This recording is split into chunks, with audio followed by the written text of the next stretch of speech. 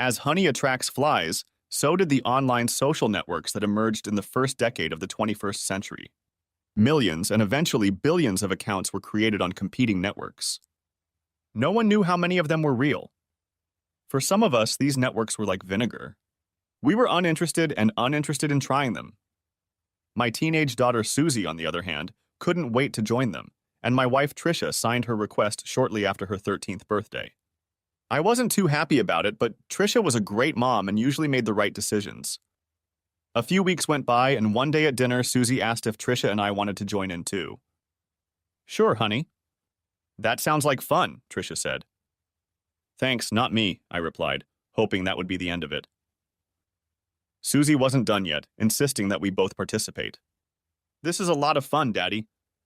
You get to see what all your friends are doing, and there are lots of games to play. Honey, I communicate with my friends either in person or on the phone. I don't have to go to a website for that. And we have plenty of games in our house if I want to play something." "Daddy, what about Aunt Linda? When was the last time you talked to her?" "Oh," I said, wincing, trying to remember when. "A couple weeks ago, I think." "And you know she bought a new car?" "6 weeks ago? It's red and it looks really cool." "Beth," her cousin, "is getting Aunt Linda's old car when she gets her license in a few months." "You're friends with Aunt Linda? And she has a new car?" I was a little surprised, thinking her old car wasn't that old. Tricia nodded, smirking at that surprise and at my expression, though it was partly due to the horrible thought of my niece driving on real roads and not the parking lot of their church. "Yeah," Susie replied, looking at me like I was crazy since I didn't know. "I told you should join." Tricia and I talked about it that night. I guess I shouldn't have been too surprised when Tricia sided with Susie, especially since she had already given our girl permission to join and agreed to her own account. Tricia told me, she's probably right. It might be a good way to keep in touch with our relatives and some of our old high school and college friends. "I'm not sure I'd want to keep in touch with many of them," I muttered. I already kept in touch with my best male friends. With girls, it was different. Most of the girls in high school treated me either like dirt or a brother, usually an immature junior, and most of the thousands of female students in college simply ignored me. Of course, there were exceptions at such a large school, and things improved, at least to some extent, as I went through school. I had a few college girlfriends and even a couple ex-girlfriends from my junior and senior years. So we decided to give it a try, although secretly, my main reason was to keep an eye on Susie's online activities. I had heard that many people were trying to take advantage of young girls, and I was determined not to let that happen to my daughter. I kept a close eye on Susie's account and, to my delight, made sure she was quite sensible, just as we had raised her to be. Eventually, feeling better about her activities, I spent some time finding and reconnecting with old friends, but I was very careful to avoid my old lovers so as not to upset my wife. There weren't too many of them, since, barring a couple of occasions when I happened to be in the right place at the right time, they were all former girlfriends, except for one girl from the building next door when I was in grad school. She could be called a friend with benefits now, as we got together several times to drink wine, hang out, make out, and more. I decided that old crushes that only remained crushes were okay, as long as neither they nor Tricia knew about my former feelings. Eventually, I found Hallie, one of my relatively few friends from freshman and sophomore year.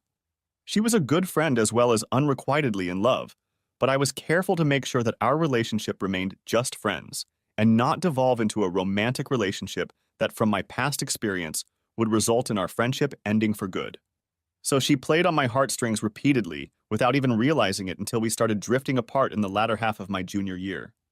By then, I was starting to have a lot of success with the other girls, and Hallie's slow estrangement wasn't too noticeable until it was too late. Since neither of us had ever entered the danger zone, it seemed to me that renewing our friendship with her as the adults we now were wouldn't be a problem. So I sent her a hello and a friend request, and then waited impatiently for her reply. When it came a few days later, I was quite surprised. "Tom Jarrett? I'm sorry, but I don't remember knowing anyone by that name. You must have gotten your wires mixed up and are confusing me with someone else." She had a very good sense of humor in college, so after the initial surprise, I knew she was playing a joke on me. "That's great, Hallie. You had me believing you for a second. How did you behave?" The next time I went back to the computer, the answer was already there. I'm sorry, I'm not kidding. I really don't remember you. You have the wrong person. What a kick in the teeth, indeed. Although we didn't spend much time together in our senior year, we had a few classes together in our freshman and sophomore years before she changed her major. I wasn't sure, but I figured she ended up needing an extra semester or two to graduate. Perhaps she really didn't remember the years we spent together, so I decided to send a little reminder. Remember when we went to the Delta Lamb party with Mark and Christy? Christy? Something like that? You twisted your ankle coming off the front porch and I carried you on my back all the way back to your dorm? We put ice on your ankle and you promised to give me a back massage when you felt better. By the way, I don't think I've been able to fulfill that promise.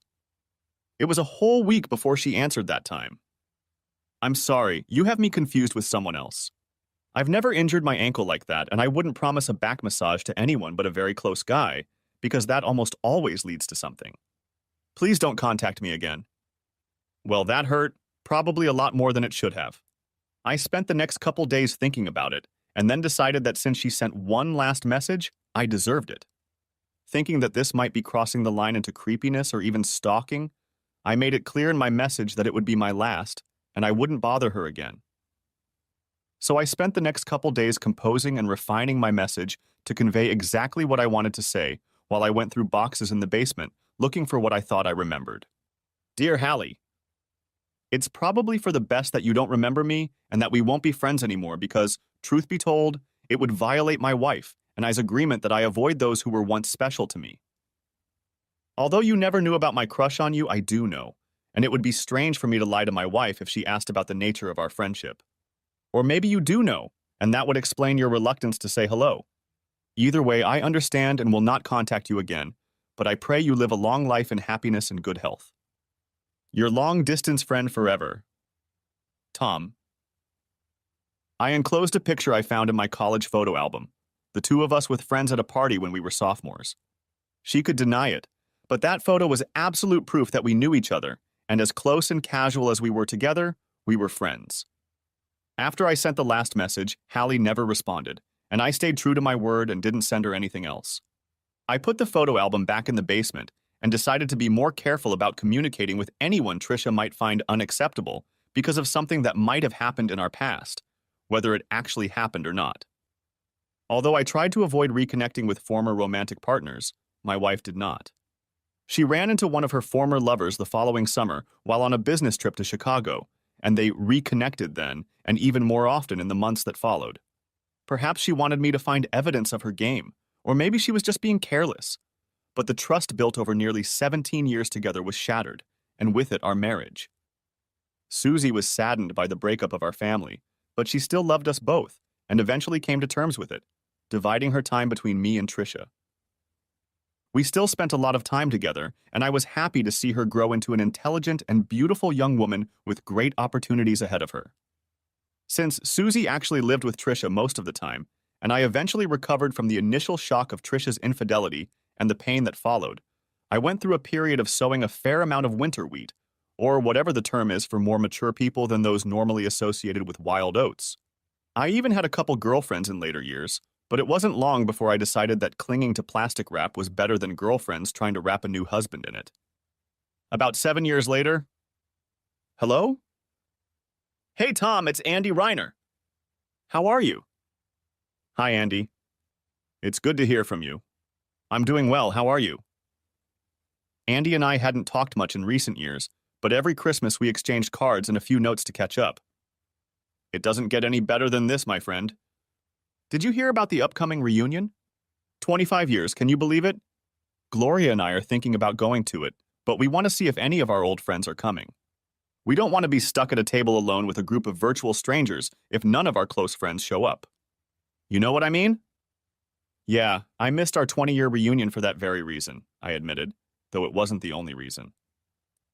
It was shortly after my divorce, and I didn't feel at all like talking about it if I was going out with friends, and certainly not strangers. Do you have a guest list? Well, at the moment, besides me and Gloria, we have yeses from Mark Savone, Keith, and Gabby Schilling.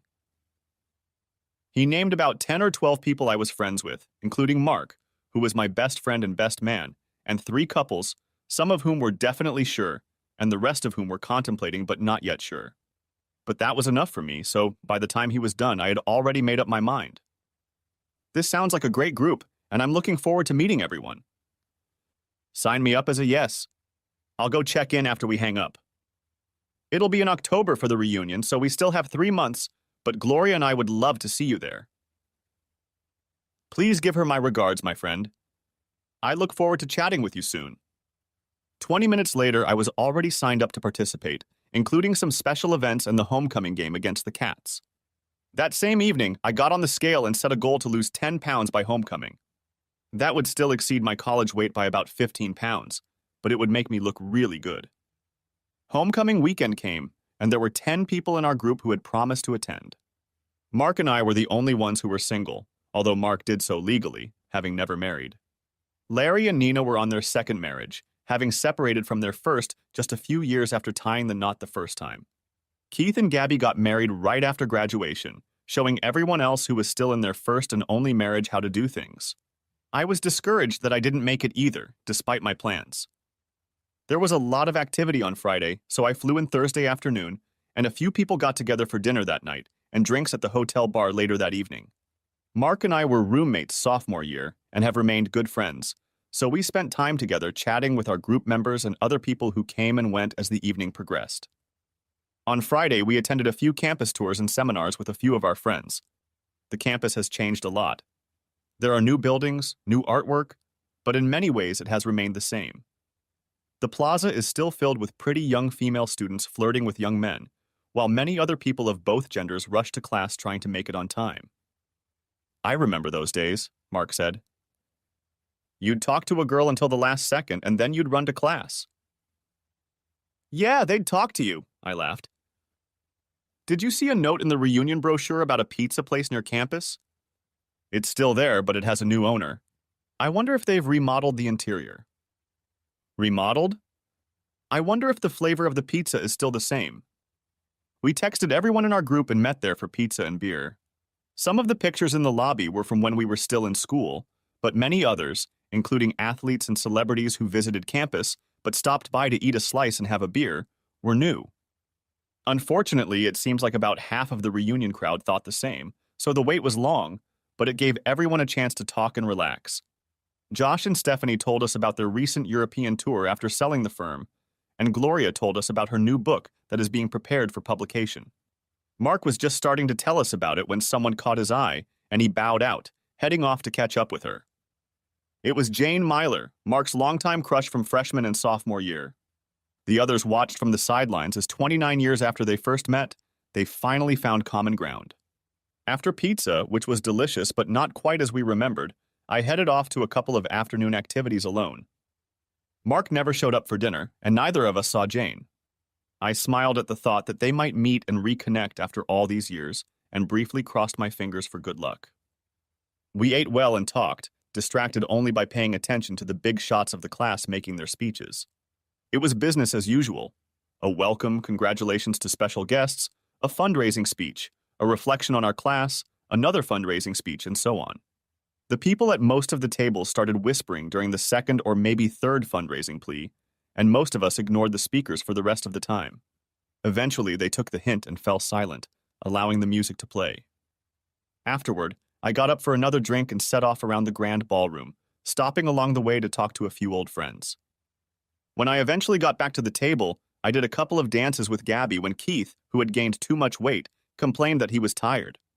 Then it was Nina and Steph's turn, while the rest of us watched. A little later, Gloria came over and gave me my turn when Andy, putting his feet up on the table, said with a laugh, "That's enough, woman," and sent her in my direction. The slow dance started after the first one was over, and I was about to take her back to the table when she stood up and we waltzed, leaving some space between us. She asked me how I was feeling as we danced.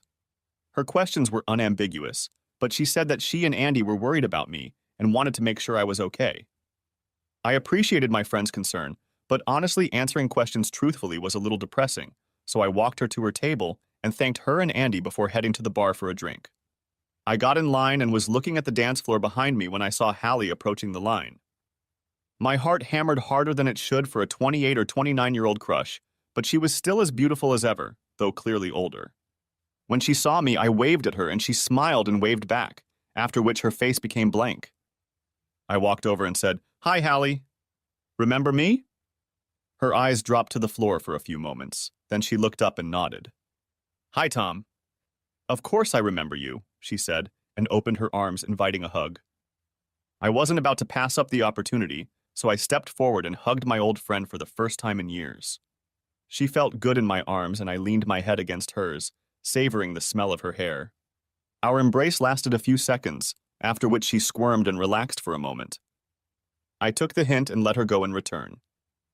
"How are you?" I asked. She looked around and then turned back to me. "Tom, why don't we get a drink and sit somewhere to talk?" "Alone?" We grabbed our drinks and walked out into the lobby, wandering around until we found an empty couch.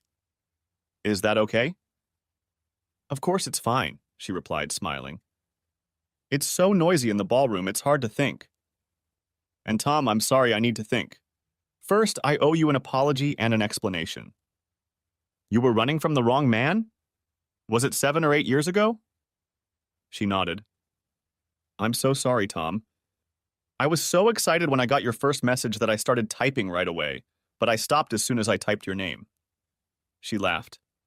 3 letters, TOM, was all I could say before I realized what it would mean if my incredibly jealous husband found out. Delete, delete, delete, delete, and each one hurt, and my heart ached non-stop for the next few days until I finally responded to say, "You have the wrong person." Then it hurt even more. "I'm sorry, Hallie, and I'm sorry for pushing you." I sighed before adding, "I actually thought, later of course, that you did remember, but just didn't want to rekindle the relationship because of your marriage." I would have realized that and left it at that. I should have, Tom, just admitted it and said we couldn't be friends now, but I had to. "Oh, what kind of term is that?" "Plausible deniability?" "Yes, that's exactly right. Plausible deniability in case Vince found out. We were going through some bad times at the time."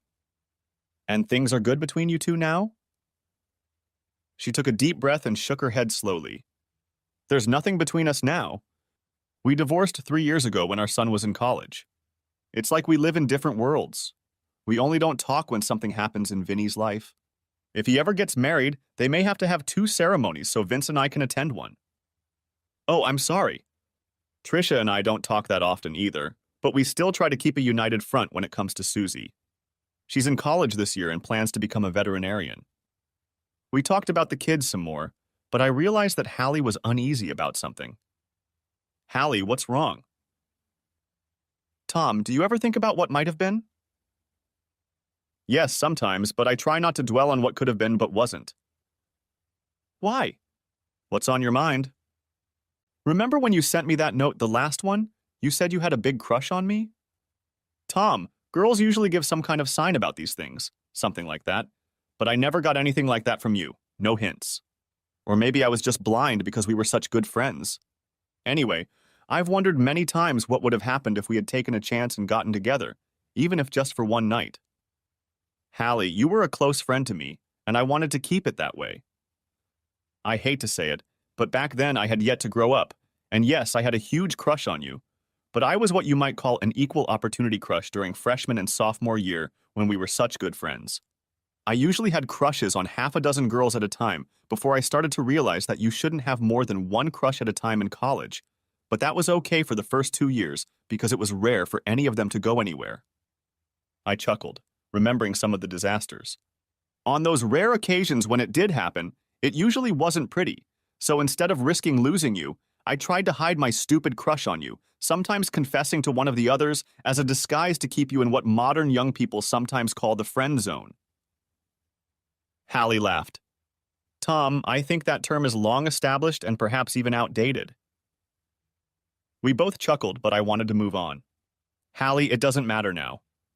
If we're talking old hat, it's like water over a dam, under a bridge, and far, far downstream. Hallie looked intently into my eyes and shook her head slowly. No, Tom, it isn't, and yes, it does matter. Take me upstairs to my room, or your room, and let's experience something new together. I've spent 7 years, or however long it is, wondering. Now I won't have to guess anymore. She didn't have to ask twice. I took her hand and we headed straight for the elevator. As soon as the doors closed, we found ourselves together on the bed. Several hours passed. "Oh, Tom, why didn't we do it then?" she whispered. "Why was I so blind that I didn't see it? And why were you so afraid to tell me about it?" "You bastard," she laughed. "Seriously, we lost years we could have been together." "Shh, don't say that, Hallie. We had our own lives, kids to raise, but it's not too late to start now to see where this could take us." Her eyes widened and she leaned in to kiss me. "That's so true." "I'm looking forward to seeing where this takes us in the future," she said. "But right now I'm thinking about the shorter term." "What do you mean?" "I'm wondering how long it will be before you're ready for it again, Tom." We spent most of Saturday morning in bed together and then had lunch and went to the game. Our tickets were for seating in the same section, and there were a lot of people there, so we were able to sit together. The game was as tight as the seating was, and at the last second, our defense stopped the game on 3rd and goal, winning the game for us by 4 points. As we were losing by a 7.5-point margin, there was much celebration in the stadium, and the homecoming crowd made their way across campus and back to the hotel. Hallie went back to her room to change for dinner, and I did the same before going downstairs to get her. After dinner, Hallie and I went to the class party with our friends. We chatted and danced for a bit before I caught Hallie's eyes. I raised mine in return and she nodded with a prim smile, trying to hide her desire. For the next little while, we said our goodbyes to everyone and then headed back to the hotel in Hallie's room. Next chapter. When I was in Dallas and she was in New Jersey, just outside of New York, we had agreed to a fairly permanent but casual relationship. But she insisted that we not formalize it or even fall in love since our daily lives were so far apart. Realizing this, I agreed, but told her that we would need to reconsider over time, as I knew I already cared for her and saw the possibility of more over time. Over the next few months, Hallie and I stayed in touch, communicating 2 or 3 times a week and exchanging text messages daily. But we still managed to see each other about once a month. Wanting to keep my Susie and her Winnie from finding out about us, we usually met at a neutral location where we could take a short tour and then check into a nice hotel with excellent room service and a nice bed, since that's where we spent most of our time. However, things did not work out as we had agreed. As our relationship continued, it developed, and soon I fell in love with her as easily as I had long suspected. Since we had discussed it beforehand, I didn't tell her about it, trying to decide what to do with my life and career so that we would have a realistic chance of being together all the time. Although I didn't want to live in New Jersey or New York, I was increasingly excited about the prospect of spending the rest of my life with Hallie, and I knew that living in her neighborhood was a sacrifice I would gladly make if she didn't want to come with me to Dallas or some other neutral city. In May, we met up in Charleston for a weekend getaway. Given that my flight was delayed on Friday and that we spent Friday night and Saturday morning making love, we hadn't even checked out of the hotel yet, so I wasn't sure if it was worth considering if she wanted to pick a neutral city. I pulled out my laptop and went through the list of local attractions I'd saved while preparing for the trip, in case I could talk her into going out. However, since it was the week before her birthday, I arranged for her to go to a spa on Saturday afternoon. Maybe she'll get some other ideas, I said out loud to myself. That wouldn't be so bad. The phone rang, seemingly in our room. The ringtone didn't belong to me or Hallie, so I looked for it, but it stopped before I could find it. I kept looking, but the sound was quiet and muffled, and I was about to give up when it rang again.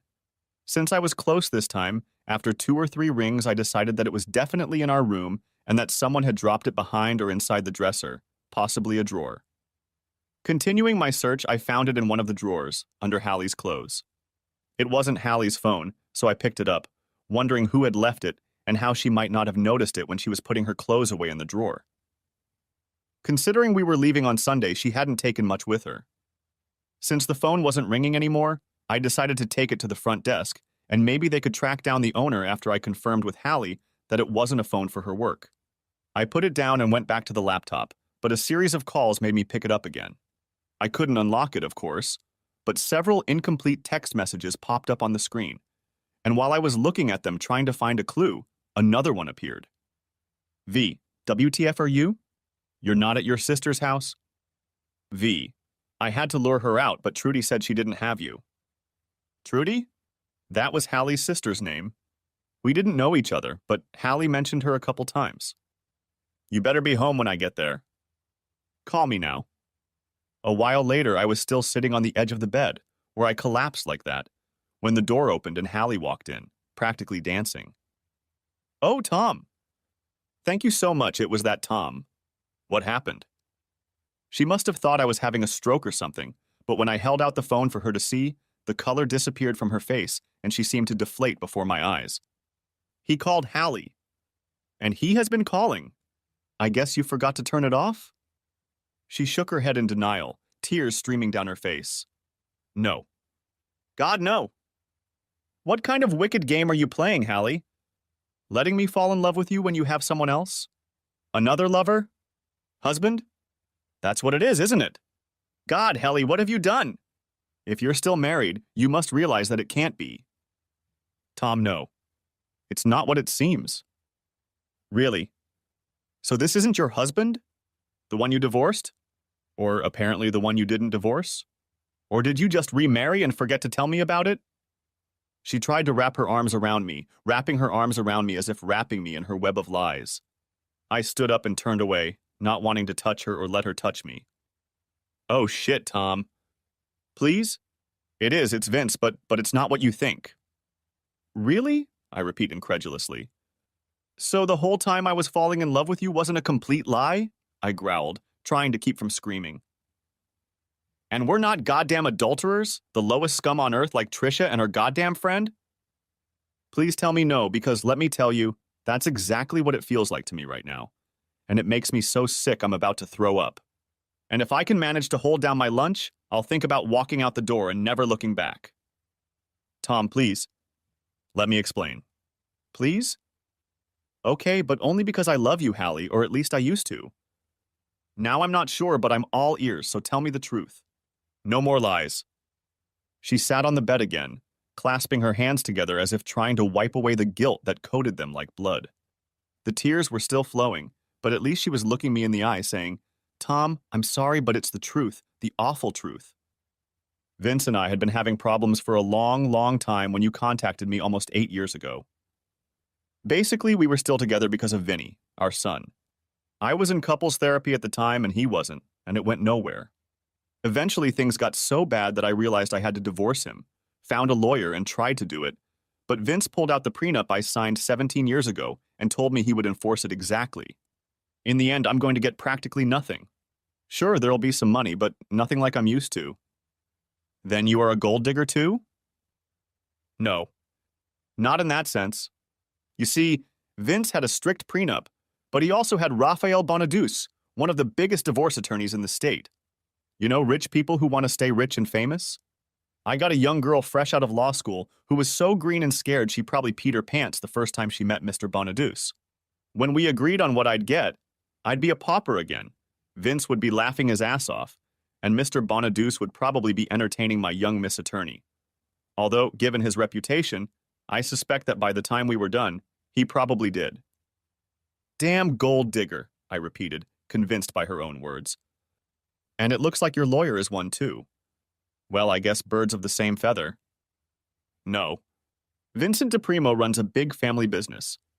Car dealerships, rentals, insurance, real estate, and the like. Divorce is bad for them. He's agreed to give me some freedom as long as I behave with restraint and give him a plausible denial. And that I'd be around to take care of his needs whenever he wanted. I've told him that I'm going to Sister Trudy's or to a conference or something. Since I'm gone, it gives him the freedom to do, well, whatever he wants during the weekend. But it seems like something happened this time. Yes. He needed maintenance, I'm sure. She made a grimace, recognizing with her facial expression that it was probably true, and I swallowed hard to keep from pouncing on her right there. I'm so sorry, Tom. I still want to divorce him, but I just didn't have the resources or backup to do it. I wanted to tell you, but I didn't want you to react that way. My lunch was safe again, at least for a few seconds, and I let out a sigh of disgust. Hallie, you knew how I felt and that I would react this way, but you did it anyway? What the hell were you thinking? If you had told me the truth from the beginning, we could have worked on this together and worked something out. Now I don't know. I'm so confused, finding myself loving you and hating you at the same time. I have to go. Tom, please stay. Tonight's the night. Let's talk things over, please. Hallie, I'm sorry, but as long as you're married, there's nothing to talk about. And as much as I hate to say it, if you divorce your husband and come after me, I'm not sure there will be anything to talk about even then. I thought you would become not only my best friend, but also my lover. But you've turned out to be a cheat, a liar, and a man I honestly don't know as well as I thought I did. And what's worse, I don't know if I'll ever be able to trust you again. No, I'm sorry, Hallie, but I must go away and think about it. She cried and begged as I packed my things, seeming to promise me the moon and stars if I would support her. But I knew I wasn't her dog, as I loved her despite the way she screwed me and her husband. 5 minutes later, I gathered my things and was on my way out the door, trying to ignore her pleading and crying. There was a huge hole in my heart as I flew home and in the days that followed. When we met again after all these years at the reunion, I knew from the beginning that I had a chance of falling in love with Hallie. It was even harder after we had met and made love so many times that weekend, but I tried to be smart and not let it happen. Considering how far apart we lived, I didn't even want it to happen, but it did, despite my wishes. Yes, I had fallen in love with her, and truth be told, I still did. But my world had turned to disaster and burned with the flames she had ignited, both in my heart for her and in the wreckage around me that threatened to destroy the person I had always thought I was. I shook my head, contemplating what to do and how to get through this with honor, dignity, and love. Or any other combination.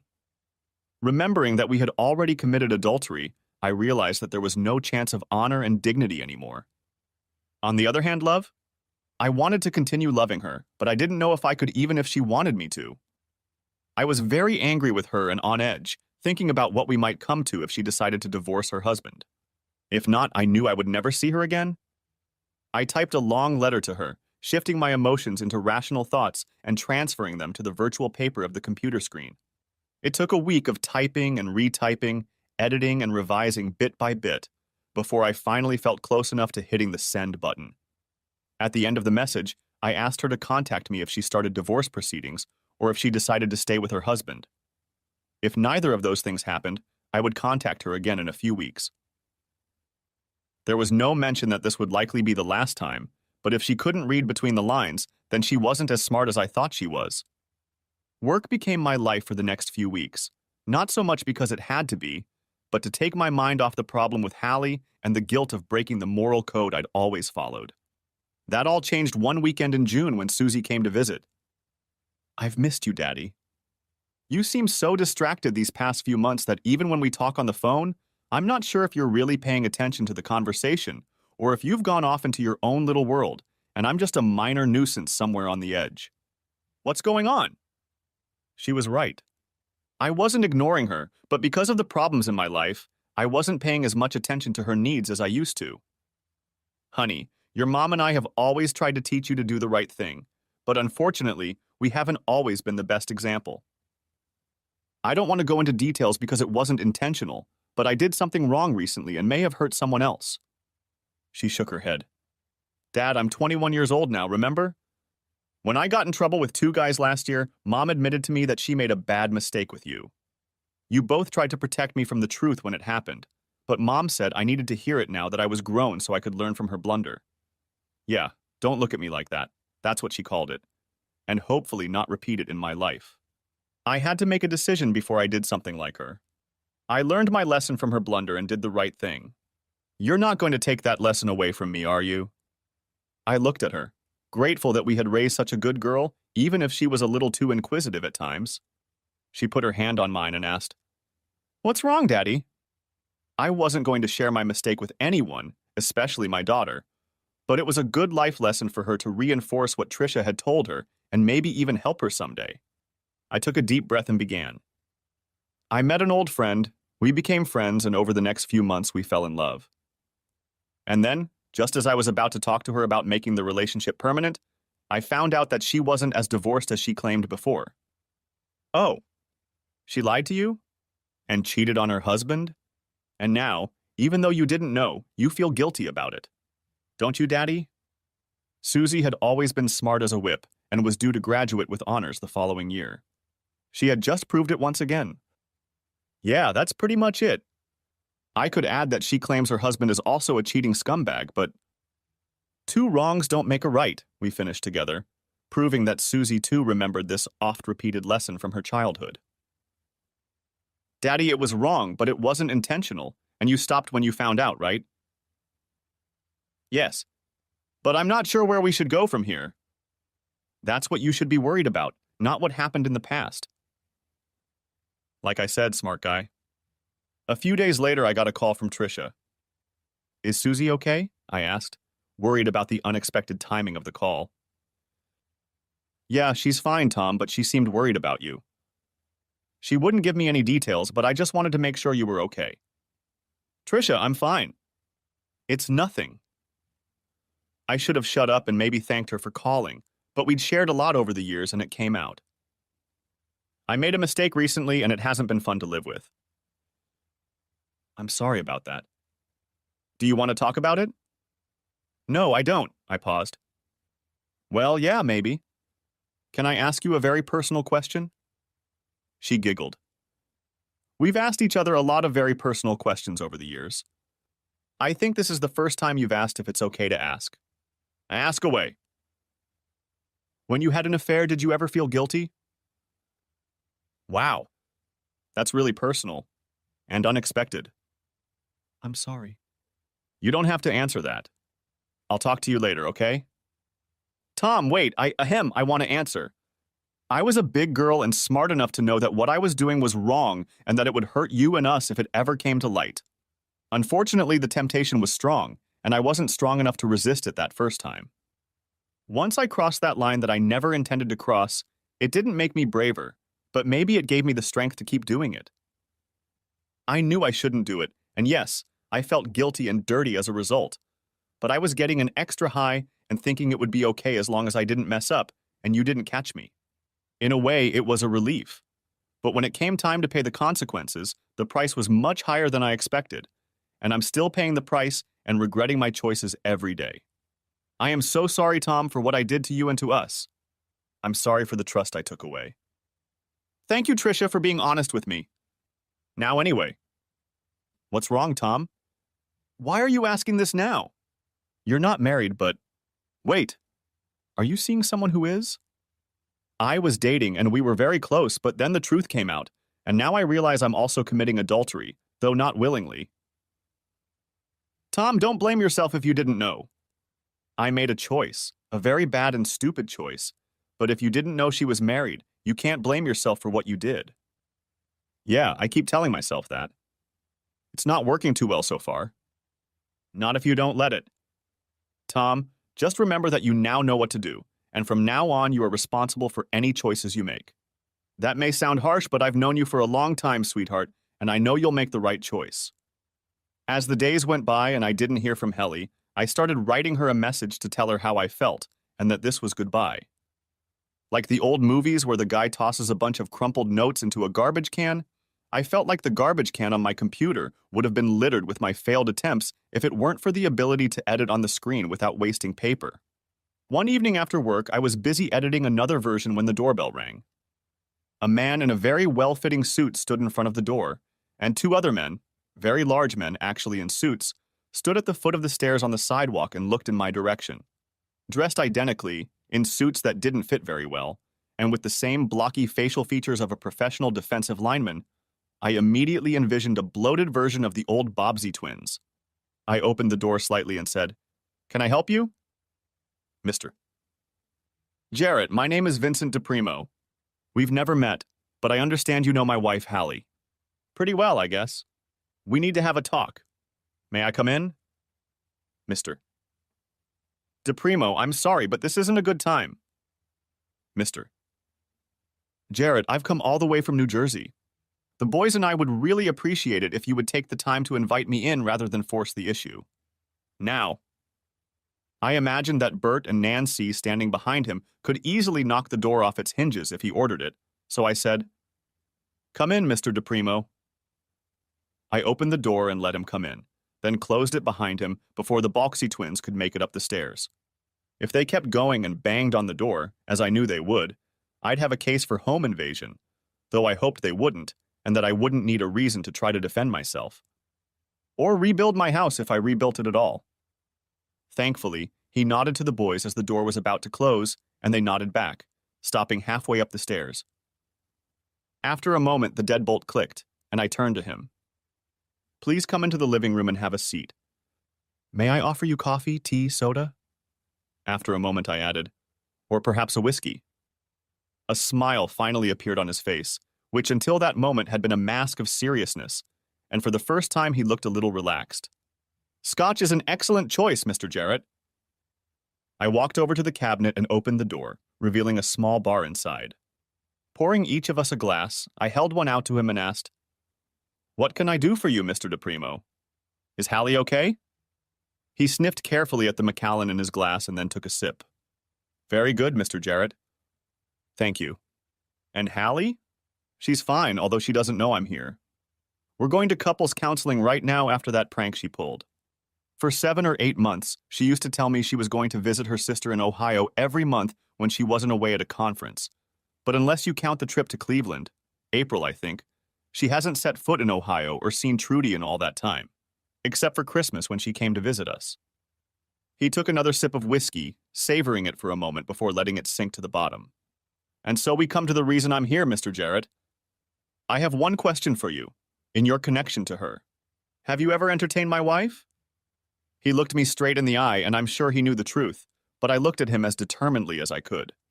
I remembered Hallie saying something about plausible deniability when she finally admitted her situation. I hoped she hadn't lied to me then, as she had on so many other occasions. I also remembered telling her, Mr. DePrimo, Hallie was an old and dear friend of mine whom I cared for very much. I was wrong about her marital status, but I assure you I cared for her and I would never, ever entertain her.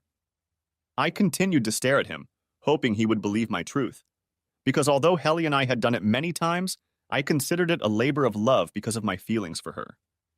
Vince DePrimo stared at me for a long time before he finally picked up his glass, drained the last of the scotch, and set it on the coffee table between us. Good, he said. Now that that's settled, there's one more thing. For the moment, Mr. Jarrett, Hallie is my wife. And while we've had our share of problems over the years, I hope that will continue to be the case, and that you'll take my advice and stay away from her. If I hear even a hint that you're seeing each other again or communicating in any way, let's just say you won't like the result. If, however, she decides to get a divorce and take the financial bath she signed up for when we got married, then I won't care if you make love to her or entertain her. However, you should consider whether you really want to invest your time in a proven liar and cheater. If she cheats on me, her loving husband of 25 years and the father of her only child, just imagine what she can do to you now that she's used to cheating. He stood up and added, Thank you for your time, attention, and scotch. Now goodbye, Mr. Jarrett. I sincerely hope our paths never cross again. After he left, I had another glass of Macallan, and the deadbolt, for that matter, was back in place. It took a while before my heart stopped pounding and I was able to process the situation. I had been through a lot in the last 8 or 9 months. During that time, I had managed to fall in love with Hallie. During that same time, Hallie had repeatedly lied to me about her single life, completely excluding her husband from the picture presented. I began to hate her for what she did to me, to us, and to her husband. Although she claimed that he had cheated on her over the years, Hallie turned out to be a liar and a cheat, just as Mr. DePrimo had said, and I had no way of knowing if her claims about him were true or false. After reflecting on it, I realized that it didn't really matter if he had cheated or not. If he had cheated, as she claimed, it would be mean and give her reason to consider leaving him, but that didn't give her the right to lie and deceive him as she did. Also, perhaps more importantly, it didn't give her the right to drag me in and make me part of her lies. I was part of her tangled web, but certainly not willingly. No, I fell in love with her, but I loved the person she claimed to be, not who she really was, and that was like a knife in my heart. When I finally came to terms with it, I realized what I had to do. A few days later, an overnight package arrived at my office. Inside, on top of a stack of bound papers, was a handwritten letter from Hallie.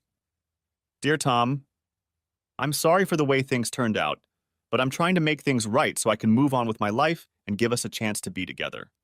Enclosed in the envelope with this letter is a copy of the first part of the certified divorce petition, so you can see that it's true. Now I come to the most difficult part of this letter. Tom, I should never have lied to you and used you the way I did. I am truly sorry for that, and I promise I will never lie to you again. She went on to give her new address, phone number, and new personal email address before adding a long, loving, and very personal message that made my heart ache and brought tears to my eyes. After thinking about it all afternoon, with the help of a leftover bottle of Macallan, I opened my laptop in the evening and started typing her new email address until I stopped.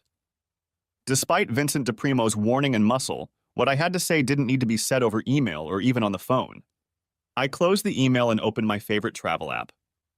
A few days later, taking the risk of sending Hallie a message via her new private email so Vincent DePrimo wouldn't intercept it from my new address, which I would likely never use again, I met Hallie at a quiet, secluded cafe in Newark. She fussed when she arrived and started hugging me, saying, "Oh, Tom, I've missed you so much and I'm so glad you're here. It took you so long to answer, I was really worried." I shook my head and raised my hand to hold her back. "Hallie, stop. Sit down. I need to tell you something." Deep down, she knew what was about to happen and shook her head pleadingly. "Tom, please? Don't do this, I'm begging you." "Don't." Her pleading hurt me like a stabbing, but I shook my head and went on with what needed to be done. I said, "Hallie, I loved you and I still do, but you played a wicked game with your husband and with me, using both of us because you didn't have the courage to do the right thing, to choose just one of us. Instead, you tried to choose both of us, thinking it was probably safe because we were so far apart that I would never get to the point of wanting to do it forever. However, I fell in love with you and was willing to do anything to have you come to me, or, if you wanted to, move here to be with you. Then it all fell apart, which was inevitable when a relationship isn't based on truth. I wanted to tell you, Tom, I really did, but it's too late for a but, Hallie. It doesn't matter now. You get the divorce you should have gotten before getting involved with me, and you lose the man who once loved you. But you do it so late that you lose me too, the other guy who loved you.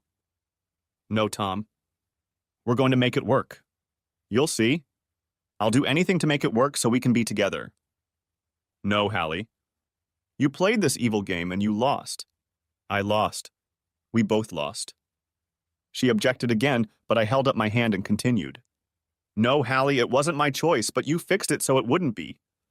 Now, no matter what we do, no matter how hard we try, we can't fix it, and there's no happy ending for us. I'm sorry, sweetheart, but this is goodbye. Her eyes begged me to reconsider, but I could read the determination in them, and she nodded slowly in agreement. I'm sorry, Tom, really sorry. I'm sorry I didn't think about it and do the right thing. I wasn't convinced she hadn't thought the right thing, but agreed with the last part and said, Me too, Hallie. Take care of yourself and have a happy life.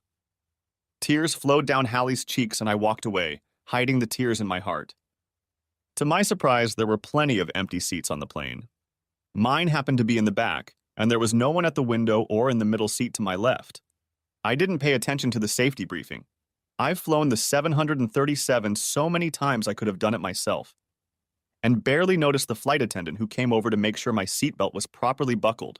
My personal belongings were stowed under the seat in front of me. My tray table was up, and my seat was in the upright and locked position. During takeoff, I closed my eyes, trying to put Hallie out of my mind, while visions of her seemed to float around me like one of those girls in countless episodes of 007 movies, beckoning me to join her once more. Excuse me, sir? Said the clerk a few minutes after the drinks began to be served. Can I get you anything? Water, please, I replied, looking at her. Blue eyes, cute smile, short-cut dark hair.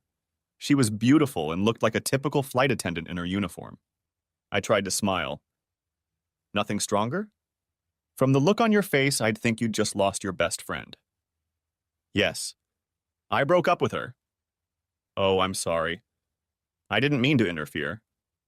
She handed me my water and walked on, and I went back to my thoughts and frustrations. Hi again, came the whisper. Service is over for a few minutes if you want to talk about it. About what happened. Since I've already intruded and all? I couldn't help myself and smiled slightly, more genuinely this time. Is the airline trying to add value by offering in-flight psychologists as well as in-flight movies? She chuckled. No, but you look so sad and then your words hit me. I did too when I realized he liked the status quo a lot more than I did. 5 years wasted. You want to tell me about it? Or tell me to get the hell out? Thanks for the observation and for the question. I don't think many people would do that these days. Lesson 1 in repairing broken relationships. There are still good people in the world. Thank you. And, despite some initial misgivings, I think I'm enjoying this value-added activity. She chuckled. Good, I'm glad. Since that's the case, would you like to tell me a little bit about your situation? To see if I can give you some great new insights into what happened to get you that kind of value for your money? If you don't mind, I mean. Yeah, that's fine, thanks. My girlfriend and I broke up for a while after I caught her in a lie. She tried to make things right, but I just can't trust her enough to turn our relationship into something permanent, especially after going through a similar scenario with my ex. What's the saying, once bitten, twice shy? Yes. I know what you mean. I was bitten by my ex-husband. I gave him another chance and bit him even harder when he cheated again. I learned the second time around. I'm sorry. Thank you, but that was 12 years ago. Somehow I got really lucky. It wasn't intentional, but I've been avoiding him ever since. Shit, we're on an airplane. You don't have anything to knock on wood with. She shrugged. I doubt it matters. I'm a little more mature and he's probably not. So even if we ever run into each other again for whatever reason, I think I'll just hold my tongue and walk on by. Oh, and I'll do the same with Benjamin, my steady boyfriend. While she went about her duties, it didn't take long as the plane was empty. To my surprise, she came back again, and we continued talking for most of the rest of the flight, lifting my spirits a bit and even lifting my heart. As we landed and the people in front of me began to exit the plane, I thought about what lay ahead of me and sighed. It's nothing like this. It hurts, but it's not the end of the world. You'll be fine. I turned and saw her standing in the aisle right behind my row of seats. I got up from my window seat and ducked under the overhead bins to stand right in front of her. Thank you. And thanks for talking to me. You've made what started out as a miserable flight so much better. My name is Tom, by the way. She smiled and held out her hand. It's nice to meet you, Tom. And I'm Cindy, we said together, and I pointed to her name tag. She grinned and pulled out a card. I never give these out, but something tells me you could use a friend. If you ever want to talk sometime, my cell number is here. I took the card and looked at it. Thanks, Cindy. Thank you too, something. And I probably will. We said our goodbyes and didn't see each other again after the flight out. I was on my way to the parking lot for my car when I set aside my small carry-on bag and pulled out my phone and Cindy's card. I scanned it into my contacts, then opened the message and started typing. Hi, Cindy, it's Tom from the airplane. This is my cell phone. It was really nice talking to you. I hope our paths cross again someday. I remembered Vincent DePrimo's last words to me and how ominous they sounded, but in this case they were just right. It was too soon, and I was in too much pain to say more, but by sending the note, maybe she'd remember me if I ever decided to contact her for real. I put my phone back in my pocket and continued on my way, walking out of the terminal into the sunshine. As hot as it was, I immediately started sweating and was looking forward to being inside, under the air conditioning. However, no sooner had I walked 30 feet than my phone beeped, indicating an incoming message. I checked it and read it. Cindy, hi Tom. Me too. Her short message warmed my heart more than the scorching Texas sun. Hallie was out of my life, but maybe sometime in the future I would find new love, perhaps with my new girlfriend, or maybe with someone else. I didn't have to be alone forever. The summer heat was almost forgotten, and I trudged forward with renewed vigor, smiling and looking forward to the future. A 35-year-old reunion, about 9 years later. With tickets in hand, I headed towards the bar. The one closest to our table had a long line, so I headed to the next one further down the hall. As I walked, I thought about how much everyone had changed since our 25-year reunion. Many had gotten heavier, many had lost their hair, many of us had many more folds in our skin, even if they weren't obvious wrinkles. There was a lot more gray hair, and few were white-haired, but some seemed to be fighting the aging process, albeit effectively, with hair coloring, hair transplants, and plastic surgery with varying degrees of success. Since most of our graduating class is in their 50s, I was pleased to see that most of those in attendance were still in pretty decent shape and enjoying life. However, a few people looked old, to say the least. Perhaps it was their genes, or maybe it was too much hard living over the years, but time had taken its toll on their appearance and, in many cases, their health, making them virtually unrecognizable from when we were together all those years ago.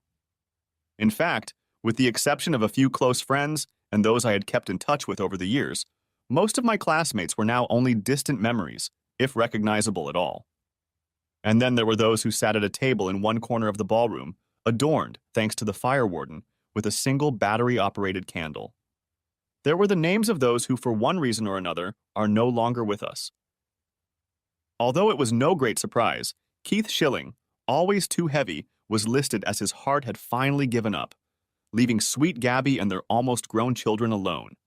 Larry and Nina Kilgrove, on the other hand, were killed in a plane crash when their four-seater Piper had engine failure and they couldn't find a safe place to land. Mark, Andy, and I were the three honorees at their funeral. Reaching the next bar, I found there were only a few people in line and stopped to wait my turn, observing people and faces, trying to recognize anyone I could before resorting to name tags for a reminder. Seeing no one familiar nearby, I turned back toward the entrance as the line for the bar moved up one seat. The guy in front seemed to have had a little too much to drink and started flirting with the female bartender, a pretty young woman who was a few years younger than my Susie, who now had 2 babies of her own and a third, presumably the last, on the way. Holding a glass in each hand, the guy turned around and I scrutinized him closely. He was definitely familiar, but I couldn't recognize him until I glanced at his name tag and saw his name and guest written on it. Mr. Jared, I was wondering if our paths would cross here.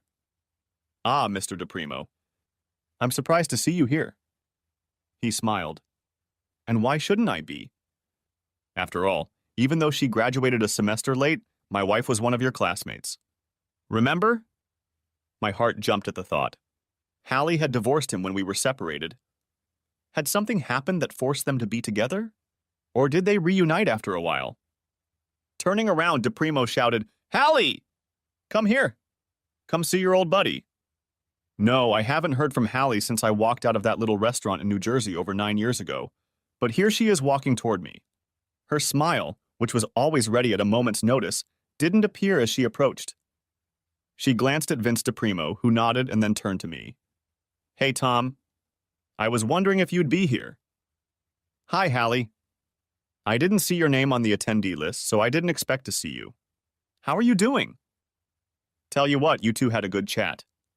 I'll be here at our table. I'll observe. DePrimo nodded at me like he was king of the world and glanced at Hallie, who was relaying some message I didn't quite understand, before he headed toward their table just 2 or 3 tables away from the bar. Throwing a glance in his direction, I saw that he was looking at me as if through a telescope. Hallie looked at me and hesitated. I know what you're thinking. Why? I nodded. I wanted to leave him, but when you told me goodbye, I had to make a hard choice. It was easier to stay and feel comfortable putting up with his little affairs than to try to start over on my own. He's good to me most of the time. A hand touched my elbow, catching my attention. Hi, Tom. I was wondering where you were, so I came to see, Gabby said. Oh, hi, Hallie. I'm Gabby from our class, she said. Noticing Hallie looking at her name tag, she ran her hand down my forearm and added, And Tom's wife, of course. Hallie's look at Gabby and then at me was priceless, surprise mixed with denial. She said hello and then excused herself to go. I watched her walk away, wondering for a moment what might have been before focusing on what actually was. And it seemed to me on what was so much better. As we ordered our drinks, I looked at Gabby and thought about how lucky I was and everything that had happened. Not long after we met on the airplane, Cindy and I dated for a while and proved that there were good people in the world, but they weren't necessarily right for each other. It helped me move on with my life. When Keith died about a year later, I stepped in and helped a broken Gabby with funeral arrangements and spoke at Keith's funeral. In the time that followed, we maintained an occasional friendship, and I would drop in from time to cheer her up and occasionally be someone she could vent to. However, it wasn't until Larry and Nina's funeral, almost 3 years later, and after Gabby had already been grieving for a long time, that we really talked and finally connected. Unexpectedly close, we were married a little over a year later. As we were walking back to our table with friends, Gabby said, Hallie doesn't look happy, does she? No. No, I don't think so, I agreed. She played a mean game and lost, so now she's serving her time until one or the other of them dies or throws their hands up in the air, says screw this shit, and moves on. Since I don't think the latter will ever happen, I suspect they'll both live to be 90, just for spite, and to keep the other from having fun with what's left between them. Play stupid games, win stupid prizes, Gabby quoted with a chuckle. Or evil games, as you said in this case. Speaking of games, do you want to take a little break? I have an idea of what we can play upstairs to take our minds off her and everything else. We set Mark and Jane's drinks down at the table and said we were going for a walk, though I could tell by the looks in their eyes that they didn't believe it for a second. As we were leaving, Gabby leaned over to us and whispered, "We gave them an idea. They'll be right behind us, 5 minutes tops." Grinning, I agreed and said, "Then let's speed up so they don't catch up with us." Back at the hotel from the convention center, we barely had time to close the door to our room before Gabby was on top of me, showing me that she loved me and that thinking about the past was a waste of time. We undressed in a matter of moments, removing our clothes between kisses and gentle touches, and then we were in bed, eager for each other. Gabby climbed on top of me, snuggling in and against me, and soon I was entering her. With sweet kisses, my Gabby helped us grow even closer, focusing only on the two of us and nothing else and no one else in the world. Together, we went over the edge. Gabby let out a wonderful moan. I let out a long, grunt-like moan, and we both gave each other our best before she settled gently on top of me, and I wrapped my arms around her, pulling her close to me. "I love you, Tom," she whispered, panting. "I love you too, sweetheart." We lay like that, resting, for a few minutes before I asked if it was time for us to go back to the classroom party. Gabby shook her head. "I'm willing to stay here all night if you're interested. You know, instead of going down to the party, we'll see everyone from our group tomorrow at breakfast anyway." I guess you're right. Thinking of Vincent DePrimo, I added, "Yeah, we've crossed paths with enough people for today. The only person I want to see again today is you. Now, if you're ready, let's see how to untangle them." Gabby giggled and smiled, and I smiled too. Honestly, I'm not sure which one of us was smiling more, but I figured if I had to, I'd keep going all night until I found out. The end. Thanks for watching. I hope you enjoyed it, so subscribe to my channel and watch the next video.